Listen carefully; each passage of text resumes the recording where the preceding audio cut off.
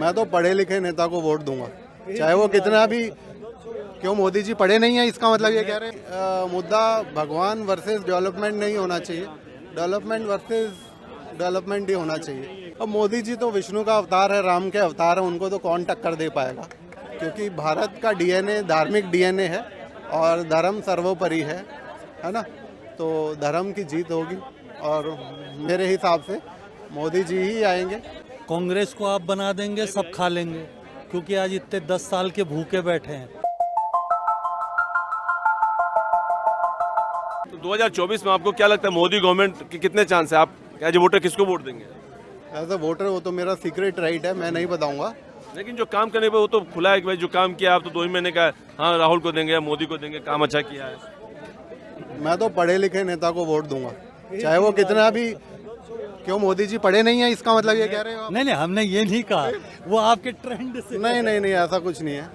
ठीक है, वो मोदी जी की डिग्री चाहे गुजरात सरकार ने नहीं दी हो या गुजरात हाईकोर्ट ने नहीं दी हो, कहने वाली बात, ठीक है, पर मैं पढ़े लिखे नेता जिसके पास डेवलपमेंट का मुद्दा होगा, जो कुछ करेगा, सिर्फ मंदिर ना बनाए। हालांकि मैं भी हिंदू हूँ, राम को मैं भी पूछता हूँ, वो खाली राम के आने से तो देश नहीं चलेगा। आपको क्या लगता है मोदी गवर्नमेंट में सिर्फ मंदिर मस्जिद पे ज्यादा ध्यान दिया जाता है? नहीं, ऐसा कुछ नहीं है, डेवलपमेंट भी हो रहा है। अब आप ये सोचें कि आज अगर 10 साल के अंदर जो कांग्रेस की सरकार इतने सालों 10 साल में वो पहाड़ थोड़ा ना, कुछ 10 चीज़ें हैं, धीरे धीरे डेवलपमेंट मोदी सरकार का भी दिखाई देगा, ऐसा नहीं है, और दिखाई दे रहा है।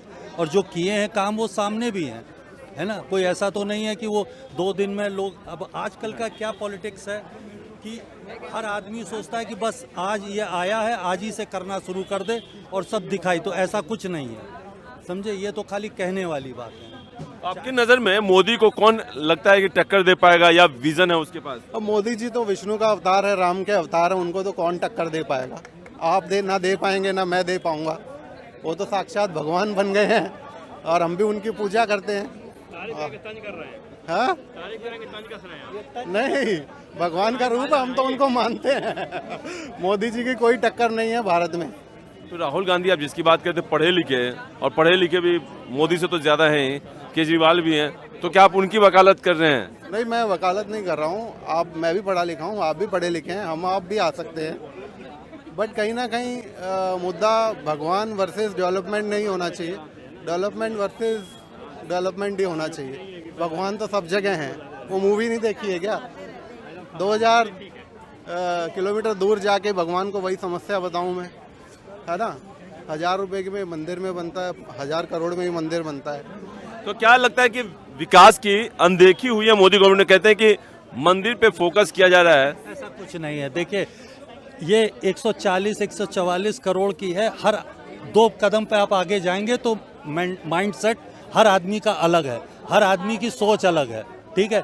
लेकिन बहुमत जो है और जो काम का अगर सीएल, अब बाकी आपको बदनाम किसी को करना है तो आप कैसे भी वे पे कर दें। ऐसा नहीं है कि मोदी ने डेवलपमेंट सब कांग्रेस ने किया और हुआ सबके साथ, नहीं तो आज देश यहाँ ना होता, ये नहीं कहें। लेकिन जितना डेवलपमेंट किया उसी हिसाब से अंदर भी किया माल। ये बताइए एज ए वोटर 2024 में आपको कौन लगता है कि पीएम बनेगा? मोदी जी के अलावा कोई है ही नहीं, ना राहुल ना कोई।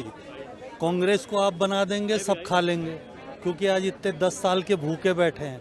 तो राहुल तो वैसे भी किसी लायक का नहीं है कि उसको एज ए पीएम आप देख सकते हैं, और कांग्रेस में कोई ऐसा कोई नहीं है जो एज ए पीएम आप वो कर सकते हैं। मोदी जी हैं, डेवलपमेंट हो रहा। ये है कि आप इतने सालों का उनका खाया हुआ या बर्बाद किया हुआ, आप अगर ये उम्मीद रखें कि एक आदमी 10 साल में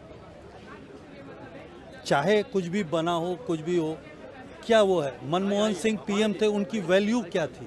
वो एज ए कठपुतली काम कर रहे थे इन दोनों के लिए, जिसने सब संसद के अंदर वो उनका वो फाड़ दिया, उनकी बेइज्जती कर दी मनमोहन। तो वो आप सोचते हो पीएम बनने लायक? जो लद्दाख में जाके चाइना के संग माँ बेटे डील कराते हैं, तो ये लोग कहीं से भी नहीं हैं, चाहे कुछ भी। और हम लोग फ्रॉम यूपी से हैं, अभी वापस लखनऊ ही जा रहे हैं, तो वहाँ आप डेवलपमेंट देख लीजिए योगी जी का। अगर 2 जगह सरकारें हैं तो उस जगह पर डेवलपमेंट भी होगा। आप इनको बनाएं। ये 10 साल की जो भूख है, जो इनके वो खा डालेंगे इस देश को। जो न्याय यात्रा, राहुल गांधी न्याय यात्रा निकाल रहे हैं। बकवास, वो अपनी न्याय कर ले अपने ऊपर, वो बाकी बकवास है। कोई न्याय यात्रा है वो, कुछ नहीं है, फालतू। वो पैसा इकट्ठा कर रहे हैं चंदा के तौर पे भी, आपने सुना होगा, जिसमें उनका कुछ रुपया वो गलत चला गया। वो भी गलत नहीं गया होगा, वो रुपया गया होगा इन्हीं राहुल के किसी के अकाउंट में, देखिएगा। 2024 में क्या लगता है विपक्ष जो है मोदी को टक्कर दे पाएगा? अब तो हाँ बताइए, क्या राय है आपकी? बिल्कुल भी नहीं दे पाएगा, क्योंकि भारत का डीएनए धार्मिक डीएनए है और धर्म सर्वोपरि है ना।